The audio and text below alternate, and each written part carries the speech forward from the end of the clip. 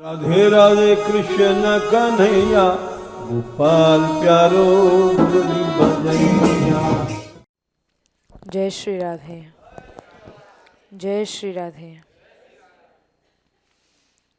श्री राधा मनोहरी लाल एवं श्री श्री बा महाराज की श्री चरणों में बारंबार प्रणाम।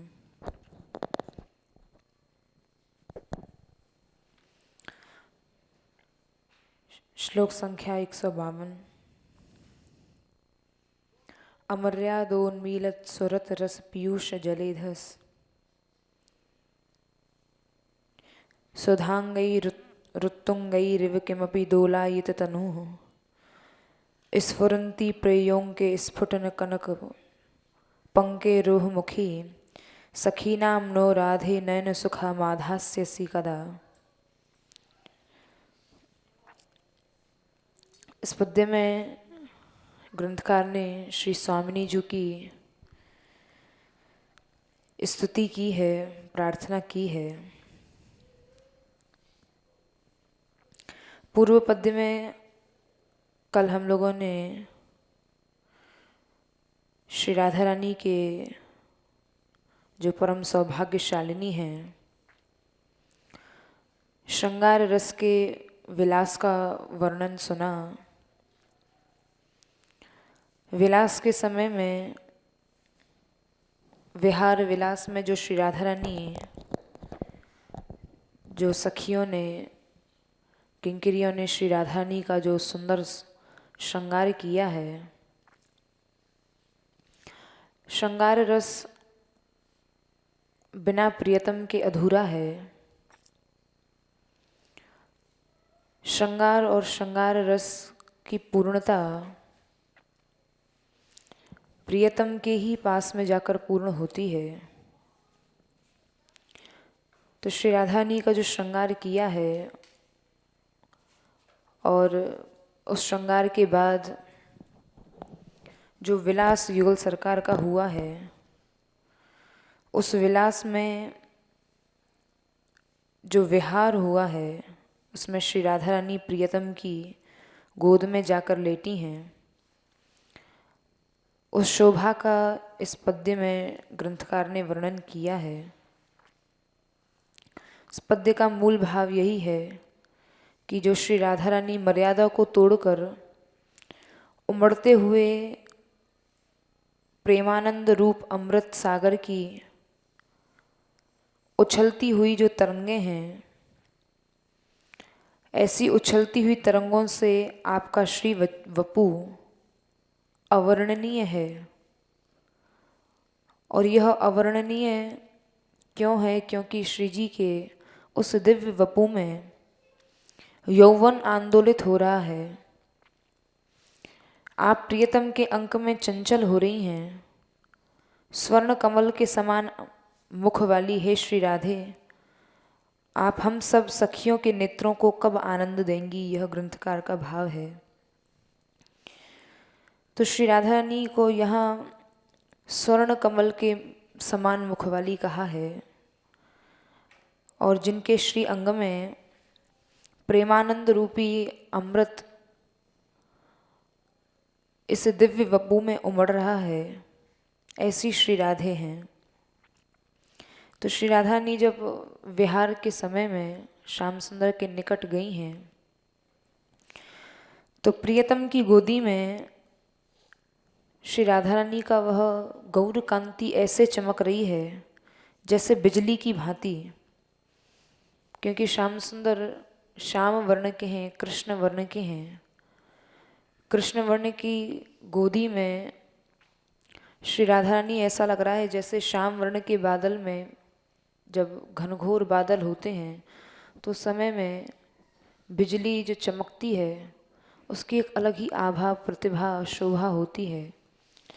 तो ऐसा ही यहाँ लग रहा है मानो श्याम सुंदर की गोद में श्री राधा रानी बिजली की भांति दमक रही हैं और प्रियतम को उत्कंठा पूर्वक गाढ़ आलिंगन श्री जी ने कर रखा है।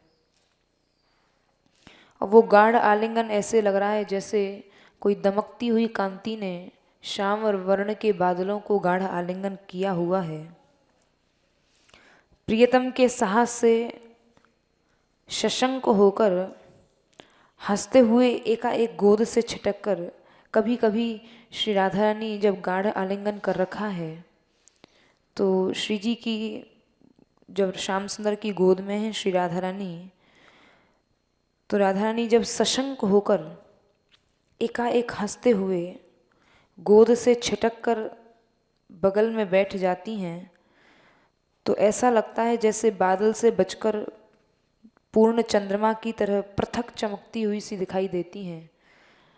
क्योंकि जब बादल होते हैं तो चंद्रमा मध्य मध्य में दिखता है, जब वो बादल की वो बदलियाँ छोटी छोटी जब इधर उधर हटती हैं, उनके इधर उधर हटने से कहीं कहीं चंद्रमा दिखाई पड़ता है उन बदलियों में से। तो श्री राधा रानी भी ऐसे ही लग रहा है जैसे बादल से बचकर निकला हुआ पूर्ण चंद्रमंडल, और वो पूर्ण चंद्रमा की तरह उनकी पृथक चमत्कृति दिखाई दे रही है। तो स्वर्ण कमल के समान ऐसी श्री राधा ऐसी मुख वाली हैं। और यहाँ पर दो भाव जो प्रियतम का आलिंगन श्री राधा रानी ने किया हुआ है, इसका स्फुट शब्द से यही लक्षित होता है कि प्रियतम की उत्कंठा क्या है? श्री राधा रानी से मिलन की उत्कंठा है।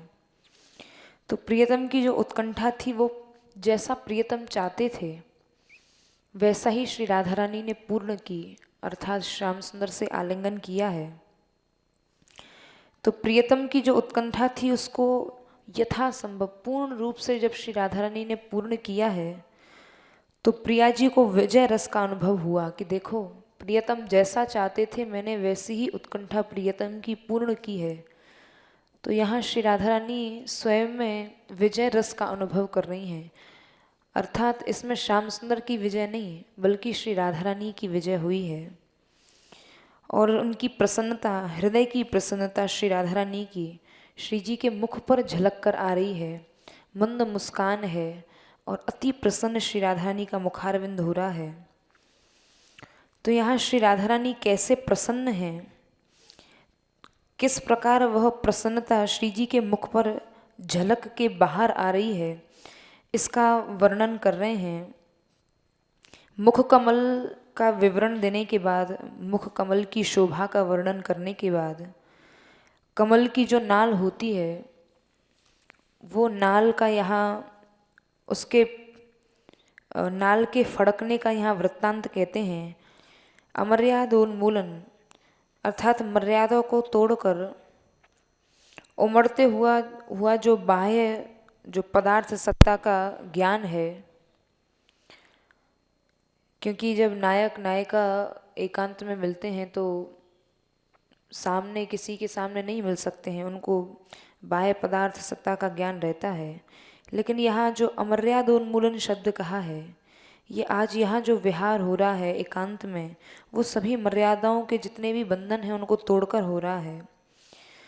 और यहाँ पर श्री राधानी जो आस्वाद समुद्र की अत्यंत उत्कंठ तरंगों में प्रिया जी का शरीर, वो ऐसा लग रहा है जैसे श्री राधानी का मुख तो वह स्वर्ण कमल है और संपूर्ण शरीर वो नाल की तरह, मानो उस जल में किसमें आस्वाद समुद्र, जो सुरतानंद का आस्वाद समुद्र है, जो यहाँ सुरत युद्ध हो रहा है प्रिया प्रियतम का, उस सुरत आनंद के आस्वाद समुद्र की जो तरंगे हैं उसमें श्री प्रिया जी का शरीर मानो झूल रहा हो, ऐसी यहाँ ये स्वर्ण कमल की दिव्य शोभा हो रही है।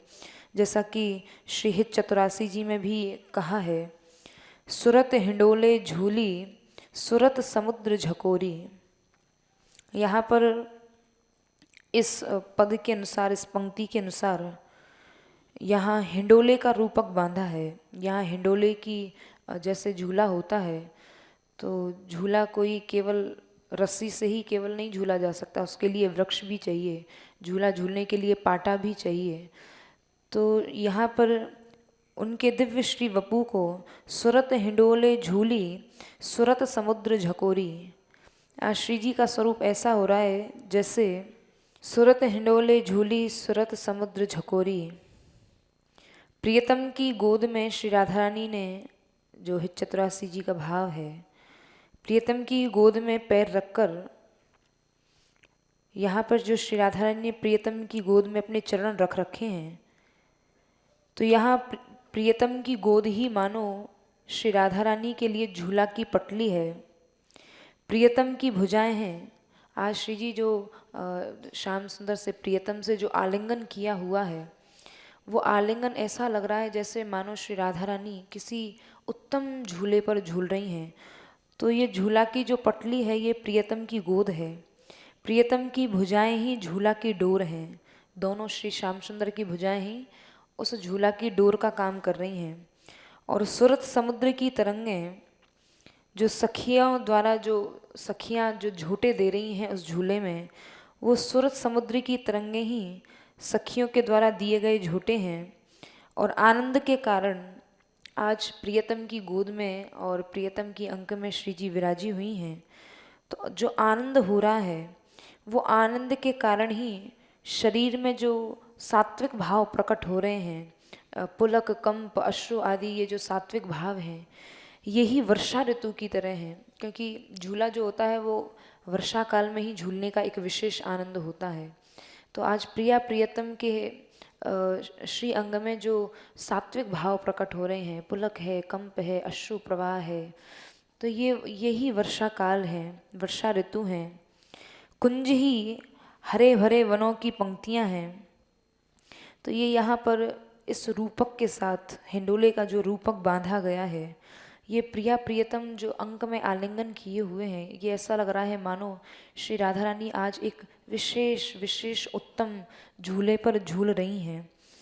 तो यहाँ अमर्यादोन्मीलन इस संबंध में जो ये पद्य का प्रथम भाव है, अमर्यादोन्मीलन सुरत रस पीयूष जलधेस। तो यहाँ श्री राधा रानी प्रियतम के द्वारा किया गया जो आज ये मर्यादाबद्ध जो सुरत युद्ध है, प्रिया प्रियतम दोनों ने आलिंगन कर रखा है। क्योंकि जो पुरुषायित विलास होता है वो मर्यादा के बाहर होता है। अर्थात पुरुष जिस विलास को करता है वो मर्यादा में बंद कर नहीं होता है।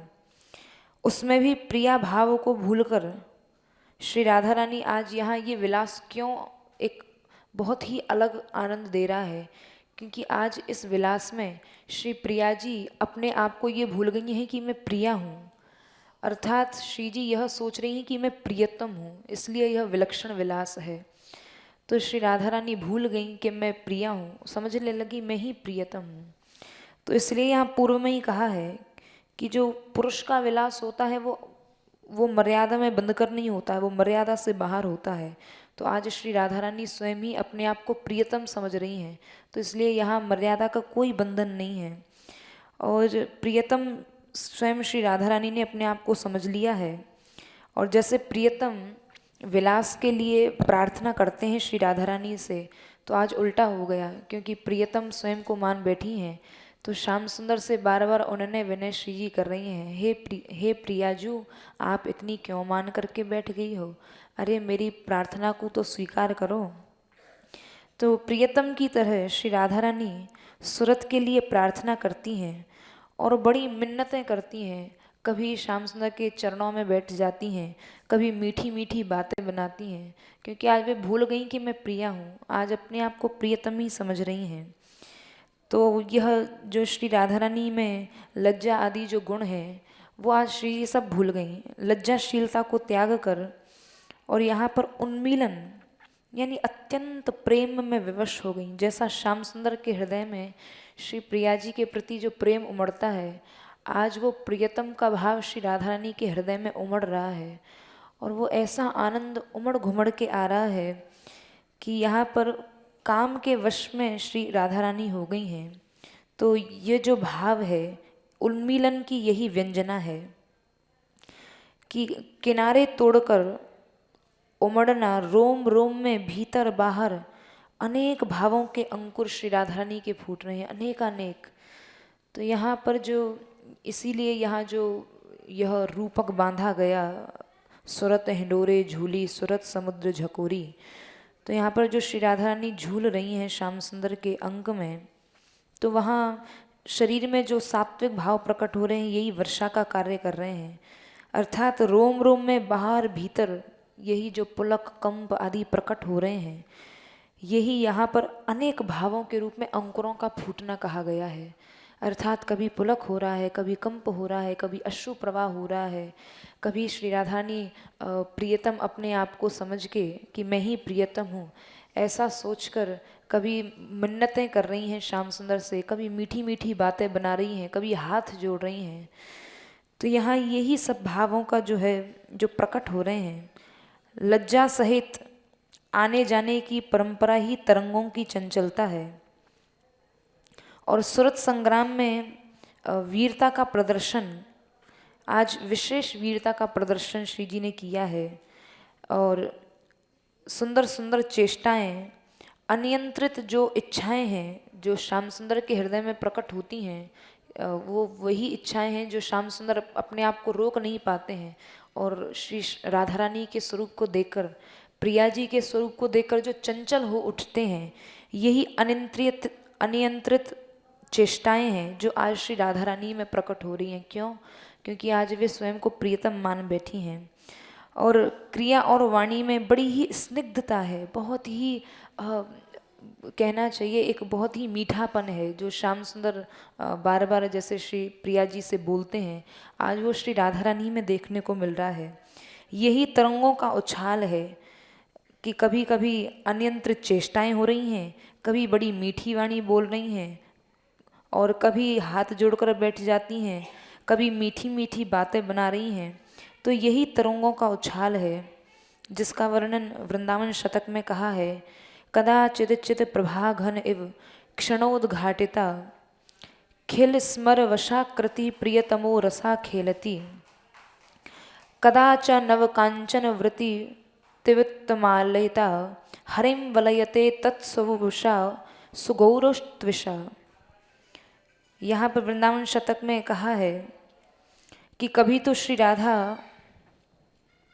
मेघ की गोद में बिजली की तरह, मानो श्याम सुंदर तो मेघ हैं और श्री राधा रानी बिजली हैं, तो श्री राधा मेघ की गोद में बिजली की तरह क्षण भर के लिए बाहर निकलकर और प्रेम की मुद्रा में प्रियतम के वक्षस्थल पर कभी क्रीड़ा करती हैं, कभी गौरकांति से सुशोभित अपने शरीर से अर्थात श्री हरि से ऐसे लिपट जाती हैं जैसे कोई तमाल कोई लता से लिपट गया हो।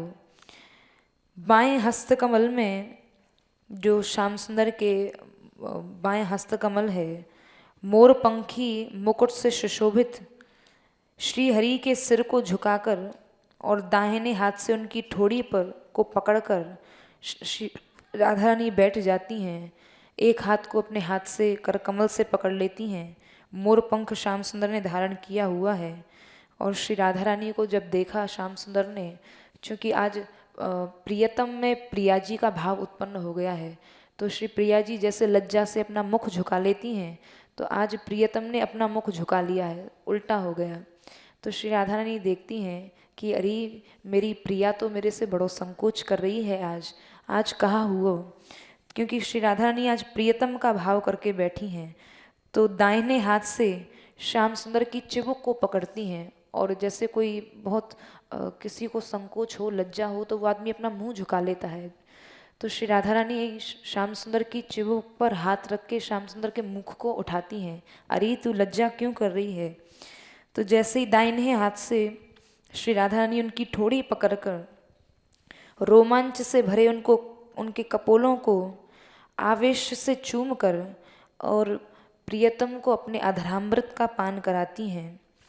तो यहाँ पर आज प्रिया प्रियतम की जो आज विहार लीला है, जो श्री जी श्याम सुंदर के अंक में लिपटी हुई हैं, उसका यहाँ पर वृंदावन शतक में बड़ा अच्छा वर्णन किया है कई श्लोकों में।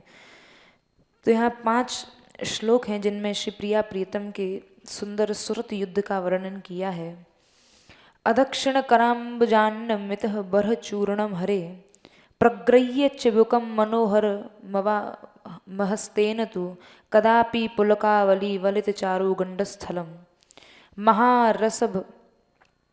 महारभस चुंबैरध रीसुधु निष्कर्षति कदापि हरिकुंठ गजस्त्र मजसौ स्वर्ण कठेप्य।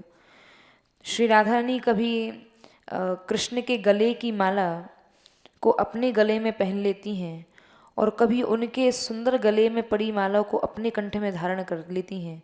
अर्थात श्याम सुंदर की माला की यहाँ अदला बदली हो जाती है। अपनी माला को श्याम सुंदर को धारण करा देती हैं और श्याम सुंदर की माला स्वयं धारण कर लेती हैं।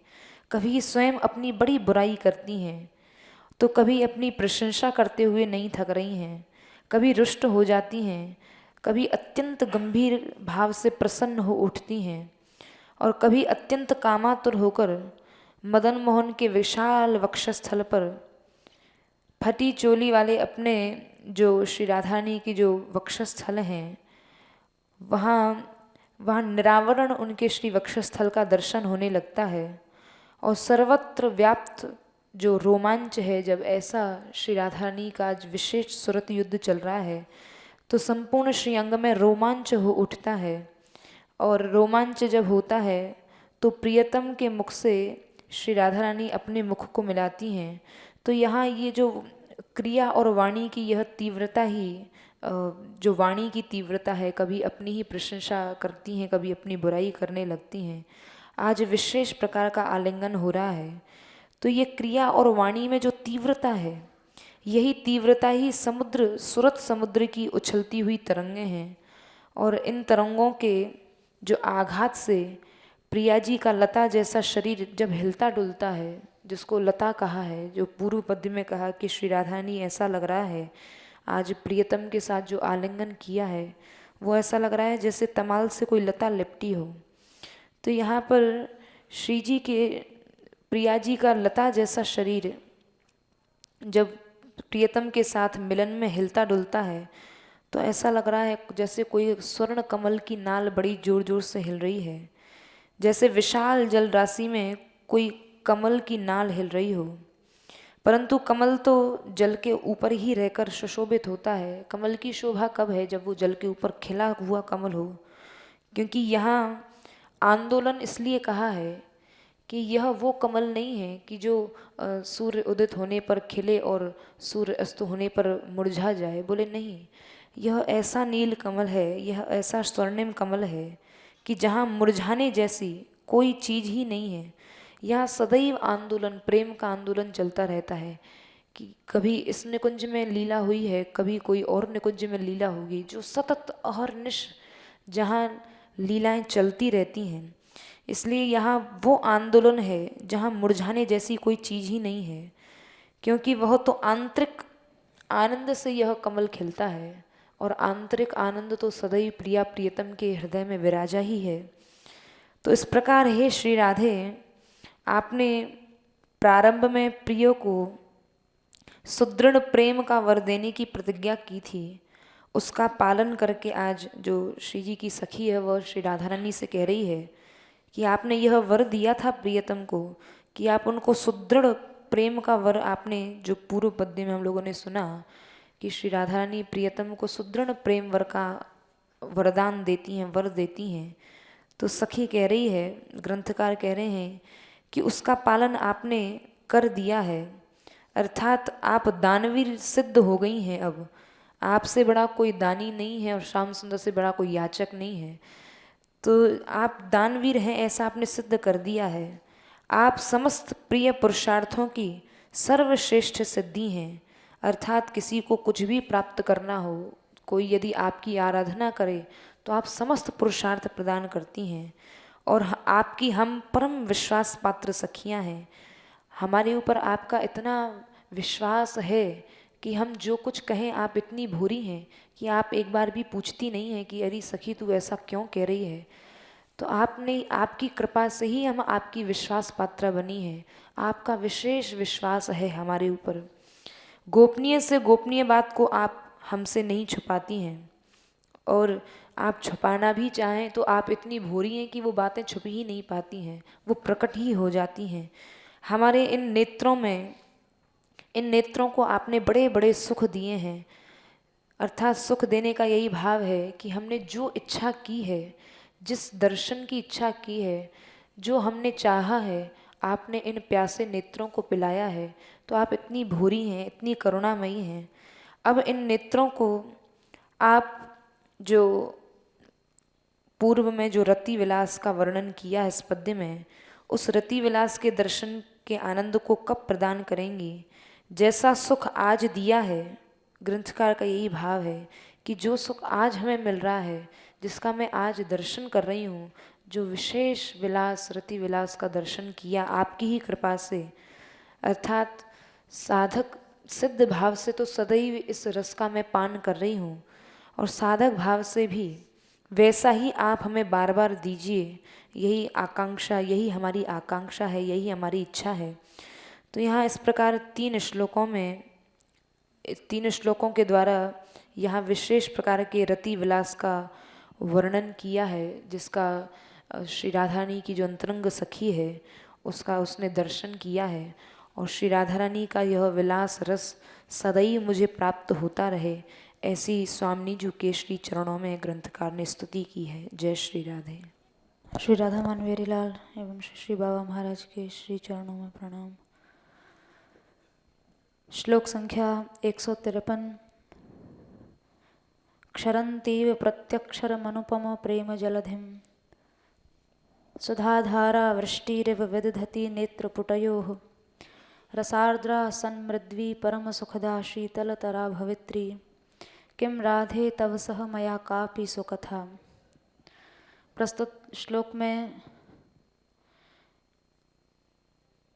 श्री स्वामिनी जी श्री राधा रानी से संभाषण की इच्छा सखी भाव से ग्रंथकार कर रहे हैं। इसके पूर्व के श्लोकों में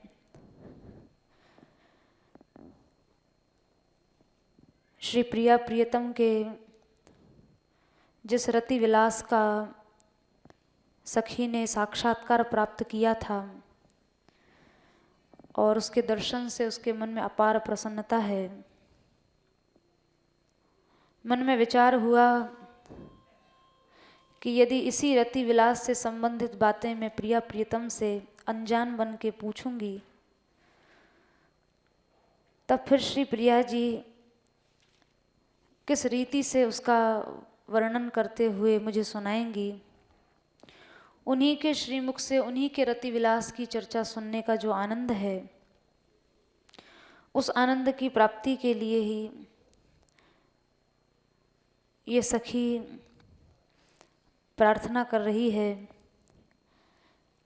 स्वामिनी जी से संभाषण की इच्छा अभिव्यक्त कर रही है। श्री जी जब बोलेंगी तो उनका वह बोलना, जिसके मुख से निकला हुआ प्रत्येक अक्षर और उस प्रत्येक अक्षर से अनुपम प्रेम समुद्र निर्झर की तरह बह रहा है, जो कानों में अमृत धारा वर्षा का विधान करता है, ऐसी वो अनिर्वचनीय रसीली परम कोमल अत्यंत शीतल और सुखभरी वार्ता हे श्री स्वामिनी जी क्या कभी आपके साथ होगी। यहाँ राधा शब्द से श्री प्रिया जी को संबोधित सखी कर रही है। राधा से तात्पर्य है जो सभी मनोरथों को संसिद्धि प्रदान करने वाली हैं, समस्त मनोरथों को सिद्ध करने वाली है श्री राधे। प्रियतम के साथ विभिन्न प्रकार के अवर्णनीय विलासों से शोभित आपकी जो रति क्रीड़ा है, उस रति क्रीड़ा से संबंधित जो विविध वृत्तांत हैं, रति क्रीड़ा से संबंधित जो बातें हैं, उन बातों को आप ही के श्रीमुख से सुनने की मेरी इच्छा है। हृदय को द्रवित कर देने वाली वो गोपनीय चर्चा जिसके सब कहने सुनने के भी अधिकारी नहीं हैं, जिसकी विशेष रूप से चर्चा नहीं की जा सकती है, ऐसी जो अत्यंत प्रशंसनीय आपकी प्रेम पूर्ण गोष्ठी है, वो क्या कभी मेरे साथ होगी।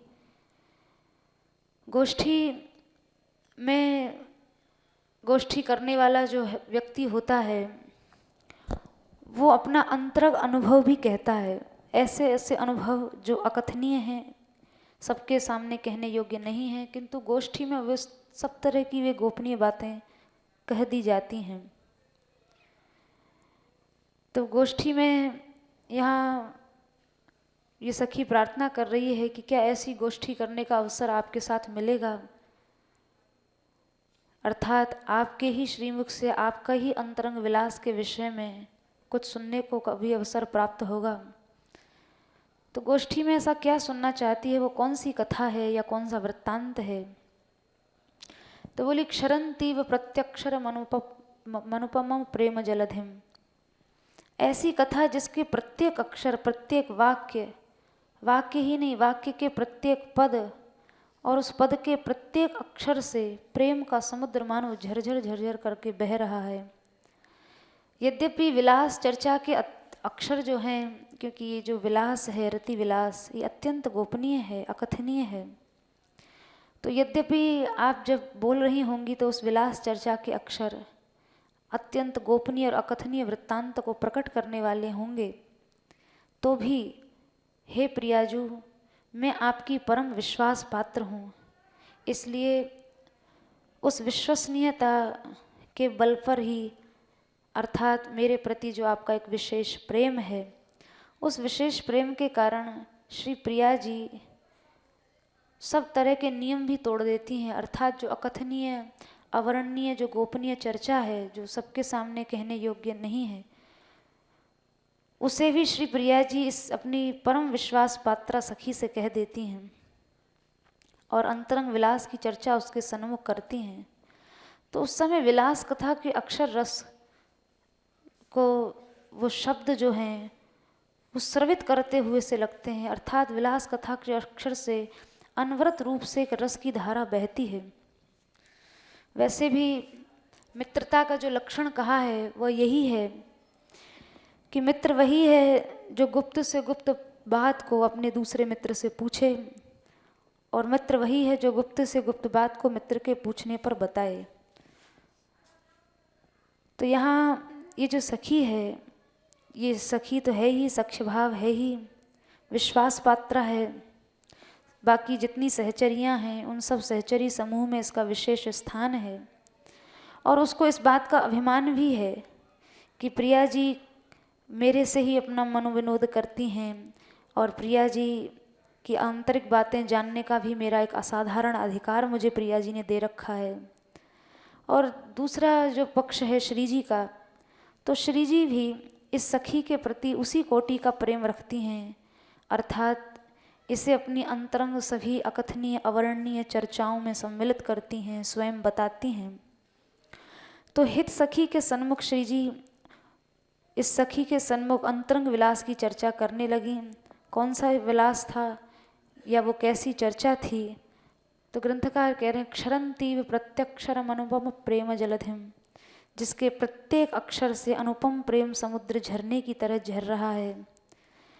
सिंधु से तात्पर्य है प्रेम जलधिम, जो कहा है, जो सिंधु जलधिम शब्द कहा है समुद्र, तो इस सिंधु से तात्पर्य है कि जब श्री जी उस अंतरंग विलास की चर्चा सखी से कर रही हैं, तो उस समय हाव भाव से, अपने विनोदपूर्ण विलास से, लाड़लेपन से, हंसी से, लज्जा से, व्यंग से, जो कुछ उस अंतरंग विलास का वर्णन कर रही हैं, वो कहने का जो प्रिया जी का ढंग है, उस ढंग का जो सौंदर्य है, खूबी है, उस समय शब्द और अर्थों की जो रमणीयता है, उनकी जो व्यंजना है, प्रतिव्यंजना है, व्यंजना से भी निकली हुई व्यंजना है, तो इन सब गुणों के साथ जो प्रिया जी उस अंतरंग विलास का वर्णन कर रही हैं, ये वर्णन करने की जो एक चातुर्य है, तो उसका यदि निपुणता पूर्वक विचार करके देखा जाए, तो जब प्रिया जी बोल रही हैं तो उस प्रत्येक अक्षर से उस समय अगाध प्रेम का समुद्र उमड़ रहा है, अगाध प्रेम सिंधु झर रहा है। और ऐसा नहीं कि जब प्रिया जी बोली तभी ये प्रेम समुद्र उमड़ा, बल्कि जब जब ये प्रसंग किसी को भी स्मरण होगा, कोई भी याद करेगा, तब तब ये प्रेम समुद्र वैसा का वैसा ही उमड़ आएगा। अर्थात ये जो पद्य हैं, जिन्हें कहने सुनने का अवसर भी हम लोगों को प्राप्त हो रहा है, केवल उस काल में यह लीला हुई ऐसा नहीं है। इन चर्चाओं की स्मृति भी जो करेगा, इन भावों का स्मरण भी जो करेगा, तब तब इन पद्यों में, इन श्लोकों में, इन वाक्यों में, इन पदों में वही प्रेम का समुद्र उमड़ेगा। तो चूँकि ये प्रेम समुद्र निरंतर बह रहा है, तो प्रिया जी के प्रेम भरे वचनों के आस्वाद के आनंद का वर्णन करते हैं ग्रंथकार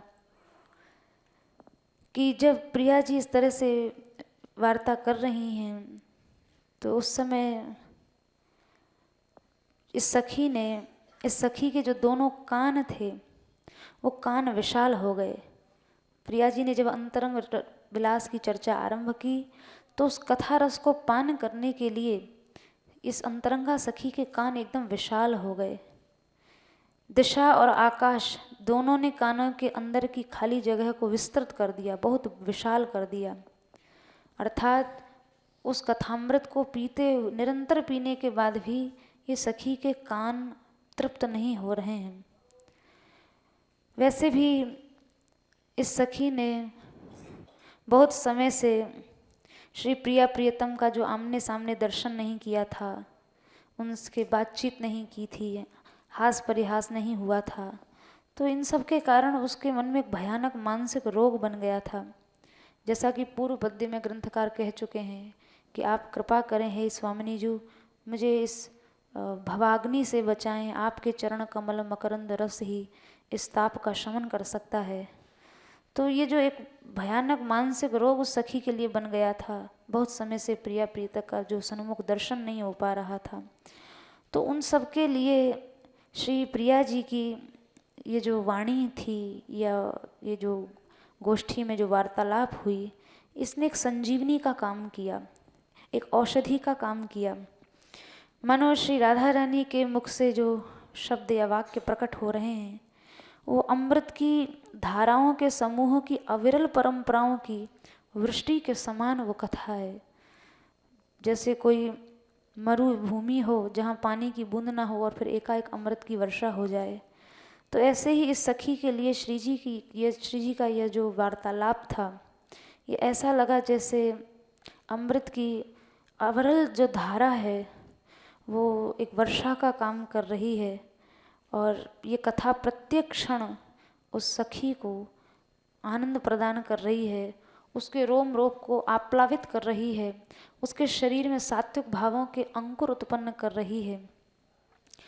ग्रंथकार कह रहे हैं, सुधा धारा वृष्टि रिव विदधति, विधान कर रही है। विधान अर्थात प्रिया जी अपनी केली कथा सुनाकर उस सखी को आनंद का विधान कर रही हैं, आनंदित कर रही हैं।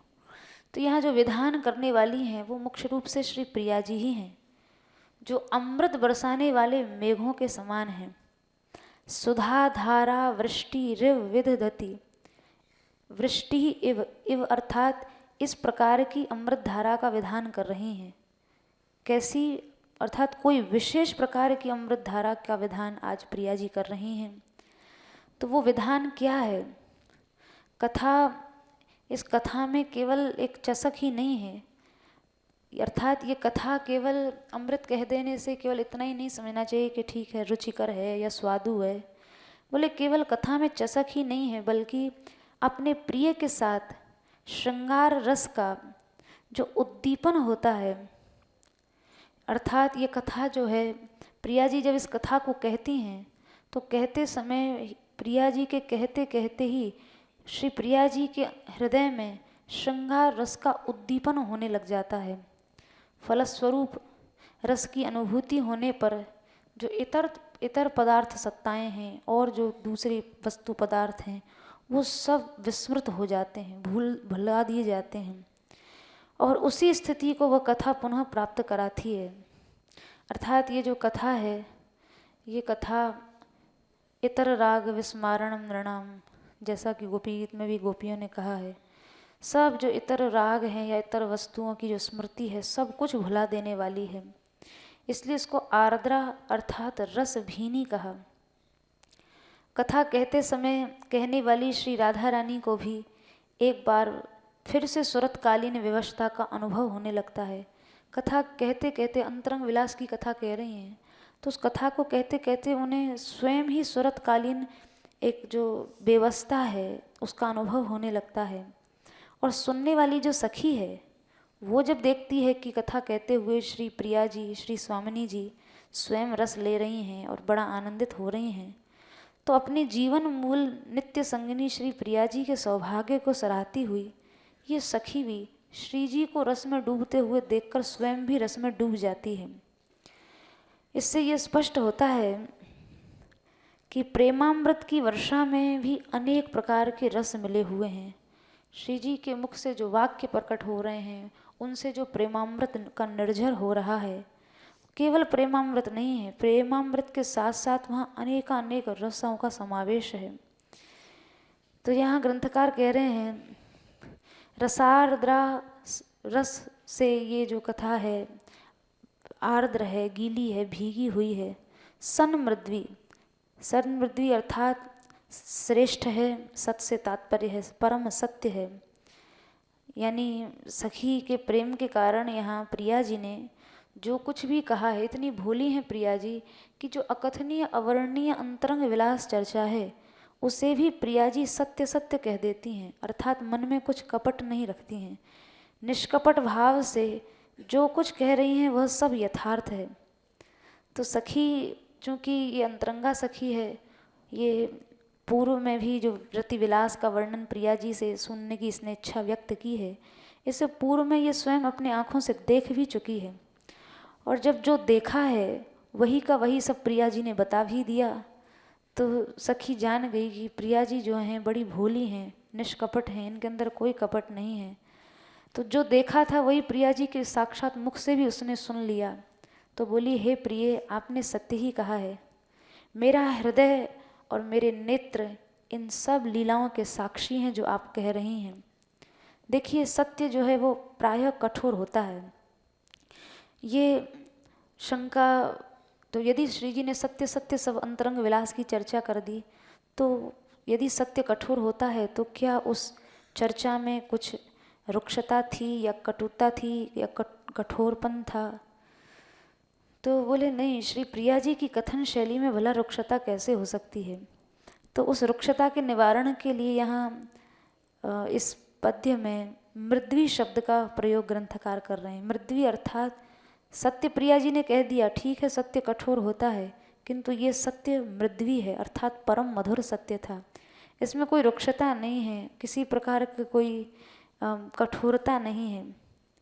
तो प्रिया जी कह रही हैं, सखी क्या करूं, प्राण प्यारे का अनुराग ही ऐसा है कि उस अनुराग रूपी सूर्य ने मेरी लज्जा के जो प्रतिबंध हैं, जो बर्फ़ की तरह कड़े थे, कठोर थे, उनको भी श्याम सुंदर का अनुराग रूपी सूर्य पिघला देता है।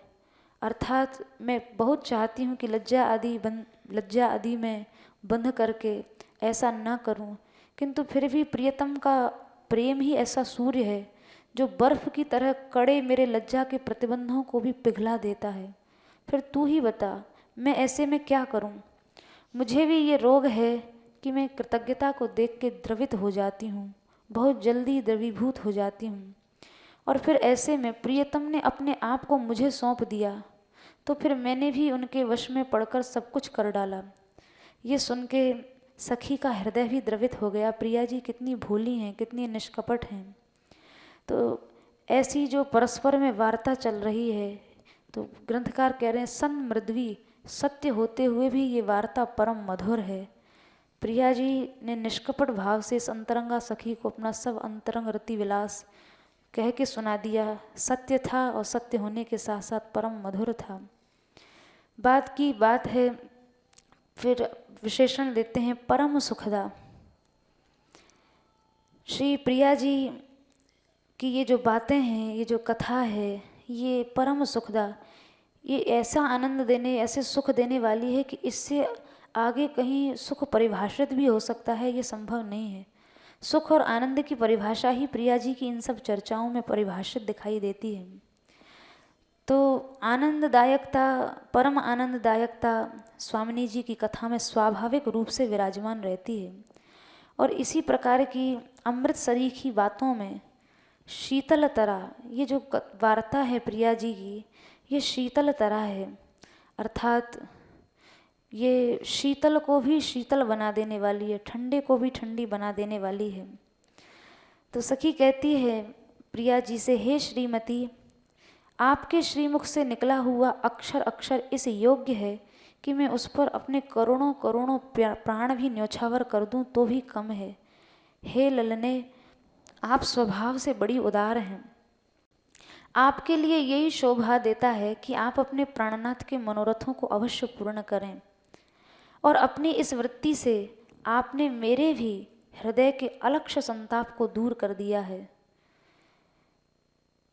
यहाँ जिस ढंग से प्रिया जी ने अंतरंग विलास को, जिस जिस प्रकार प्रेमामृत रस के श्रेष्ठ माधुर्य, परम सुखदायक शीतलता आदि को सत्य रूप में प्रकट करने वाली जो बातचीत हुई है, इस बातचीत को सच तो यह है कि अधिकारी जन ही समझ सकते हैं, बाकी उस वार्तालाप का एक अंश भी हम लोगों के अनुकरण करने या समझने की हम लोगों की सामर्थ्य नहीं है। किंतु यह भी उतना ही सत्य है कि यदि स्वामिनी जी कृपा कर दें तो असंभव भी कुछ नहीं है। इसलिए साधक को श्री प्रिया जी के विषय में, चाहे उनकी वार्तालाप है, चाहे उनका चरण रस है, या उनका यह अंतरंग विलास रस है, ये सब कुछ कृपा साध्य ही है, ये साधक को कभी भूलना नहीं चाहिए। प्रिया जी और उस सखी का जो अंतरंग वार्तालाप है, जिसका पद्यानुवाद चतुरासी जी के पदों में भी प्राप्त होता है। 2 पदों को यहाँ टीकाकार ने यहाँ उद्धरण 2 पदों का प्राप्त होता है, जिनमें प्रथम तो है, आज तो जुवती तेरो वदन आनंद भर्यो, प्रिय के संगम के सूचत सुख चैन। हे युवती श्री राधिके, आज तो आनंद से भरा हुआ ये तुम्हारा मुख प्रियतम के साथ विहार से उत्पन्न चैन को सूचित कर रहा है। आपको देख के ही लग रहा है कि आज प्रियतम के साथ आपका रसमय विहार हुआ है। आलस्य से भरे हुए आपके बोल हैं, आपके गाल लाल रंग से रंजित हैं, दोनों नेत्र थके हुए से हैं, उनींदे हैं, लाल लाल हो रहे हैं। आलस बलित बोल सुरंग रंगे कपोल, विथकित उनींदे दो नैन। रुचिर तिलक लेश किरत कुसुम केस, सिर सीमंत भूषित मानो तैन। तेरे मस्तक पर का जो तिलक है वो चुंबन और श्रम के स्वेद से पुछ गया है, थोड़ा सा ही रह गया है। वेणी के फूल झर रहे हैं। अभी इस समय सिर में मांग भी विभूषित नहीं है। रुचिर तिलक लेश किरत कुसुम केस, सिर सीमंत भूषित मानो तैना। करुणा करी उदार राखत कछु न सार, दसन बसन लागत जब दैन। ऐसा लगता है कि आपने करुणा करके प्रियतम को उदारता पूर्वक अधरामृत का सार लुटाया है। मैं तो आपकी निज प्राण सखी हूँ। देखिए, काहे को दुरत भीरू पलटे पीतम चीर, बस किए श्याम सिखे सत मैन। आपने प्रियतम का पीताम्बर जो अदला बदली करके पहन लिया है, अपना नीलांबर उन्हें दे दिया है। आप इस अंतरंग इस बात को छुपाने से क्या बनेगा। ललित उरसी माल शिथिल किंकिनी जाल, जय श्री हित हरिवंश लता गृह सेन। कामदेव को अपना बना के आज तो आपने प्रियतम को वश में कर लिया। देखो, आपके गले की माला टूटी हुई है और कमर पर पहनी हुई करधनी भी ढीली हो गई है। ये सब चिन्ह बता रहे हैं कि हे भामिनी, आप सुरत संग्राम के प्रसंग में प्रिय के साथ आज किसी लता मंदिर में आपने शयन किया है। किंतु बताओ तो सही, आज इस बराबर के युद्ध में विजेता कौन बना है, जीता कौन है। आपने जो सुख लूटा है उसे आप सुनाइए तो सही। तब सखी के इस प्रकार पूछने पर प्रिया जी उसे उत्तर देती हैं। फिर यहाँ दूसरा पद चतुरासी जी का दिया है, जोई जोई प्यारो करे सोई मोहे भावे, भावे मोहे जोई सोई सोई करे प्यारो। प्रिया जी कहती हैं, अरे सुंदर स्वभाव वाली सखी, ऐसे बढ़ा चढ़ा के तू बातें काव्य की रचना की तरह बातें क्यों कर रही है। यदि मैं तुझे उनींदी दिखाई पड़ रही हूँ, कुछ अलसाई सी दिखाई पड़ रही हूँ, तो इसमें आश्चर्य क्या है? ले, तू सुनना ही चाहती है तो मैं तुझे सच सच बता दूँ आज क्या हुआ, तू सुन ले, भला तुझसे भी क्या छिपा है। बात यह है कि जोई जोई प्यारो करे सोई मोहे भावे। मेरे प्रियतम जो जो करते हैं वही मुझे अच्छा लगता है, और भावे मोहे जोई सोई सोई करे प्यारो, प्रिय भी वही करते हैं जो मुझे भाता है। मोको तो भावती ठौर प्यारे के नैनन में, प्यारो भयो चाहे मेरे नैनन के तारे। प्यारे मेरी आँखों के तारे हैं, और मेरे मन, शरीर और प्राणों से भी अधिक वे मुझे प्यारे हैं। मेरे तन मन प्राण होते प्रियतम प्रिय, अपने कोटिक प्राण प्रियतम मोसो हारे। प्रिय भी अपने करोड़ों करोड़ों प्राण मुझसे हार चुके हैं। उनके उस प्रेम की मैं क्या क्या बात तुझे कहूँ। जय श्री हित हरिवंश हंस हंसनी श्यामल गौर, कहो कौन करे जल तरंगनी न्यारे। तो ये सुन के सखी कहती है, मैंने सब कुछ सुन लिया हे प्रियाजू, आप ठीक कह रही हैं। गौर श्याम वर्ण की जो आप दोनों की जोड़ी है, जो हंस हंसनी के समान लग रही है, जल और तरंग की भांति, जैसे जल को तरंग से अलग नहीं किया जा सकता है, या वैसे ही जल और तरंग की भांति जो आपका अभिन्न स्वरूप है, इस मिले हुए रूप को यानी आप दोनों को भला कौन अलग कर सकता है। तो यहाँ प्रियतम के प्रगाढ़ प्रेम के बारे में श्री राधा रानी के ही श्रीमुख से इस प्रकार जब सखी सुनती है, और श्री प्रिया जी कहती हैं कि प्रियतम का तो प्रेम ही ऐसा है, मैं तेरे को उसके विषय में क्या कहूँ। तब सखी कहती है, हे प्राण प्यारी, आपके प्रति दास्य भाव से आसक्त होने के कारण श्री कृष्ण अपने भक्तों से अधिक उसका आदर करते हैं जो आपके नाम मात्र पर आश्रित है। और इसी बात को अंतरंगा सखी और आचार्य के रूप दोनों ही भाव दशाओं में आगे ग्रंथकार कहेंगे। अर्थात ये सब कुछ जो एक दुर्गम सी वस्तु है, क्या कैसा अंतरंग संलाप परस्पर सखी और श्री प्रिया जी का हो रहा है, किंतु उसके बाद भी ग्रंथकार कह रहे हैं कि ये सब कुछ कृपा साध्य है, कृपा से सब कुछ प्राप्त हो सकता है।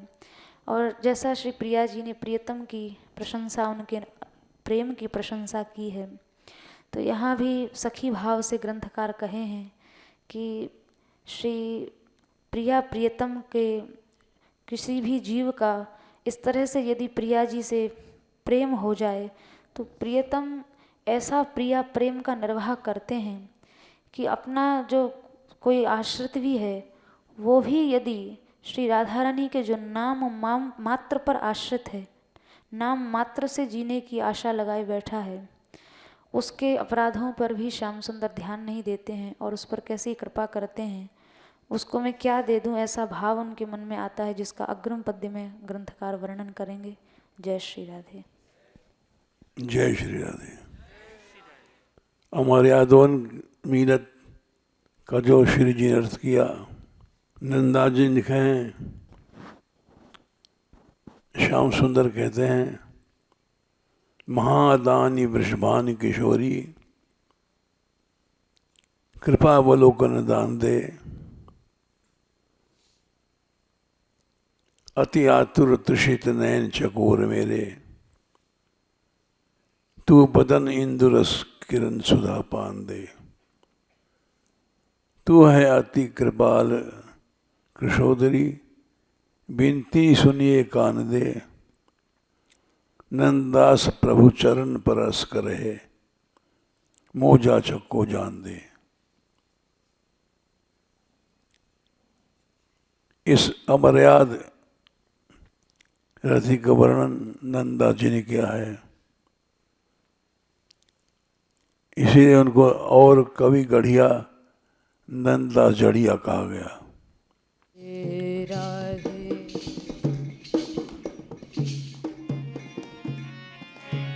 राधे श्यामा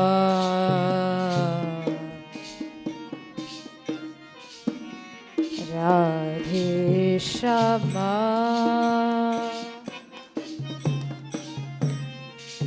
श्यामा श्यामा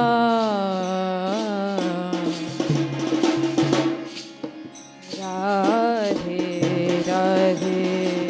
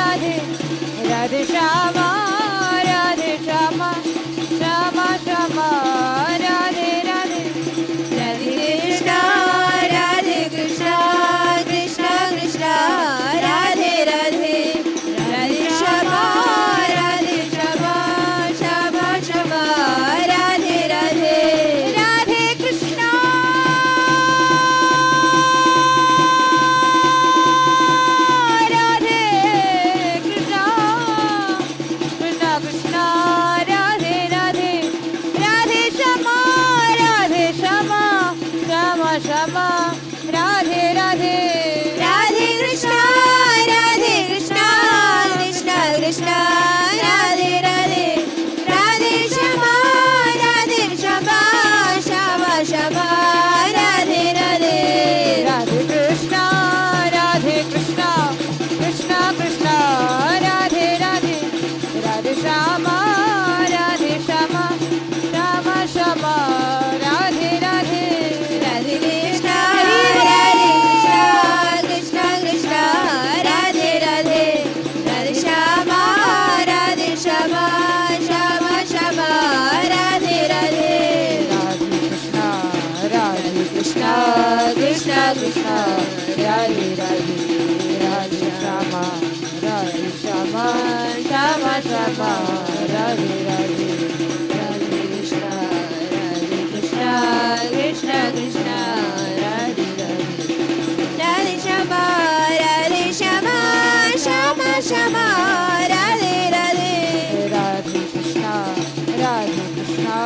कृष्णा कृष्णा राधे राधे राधे श्यामा श्यामा श्यामा श्यामा राधे राधे राधे कृष्णा कृष्णा कृष्णा राधे राधे राधे श्यामा श्यामा श्यामा राधे राधे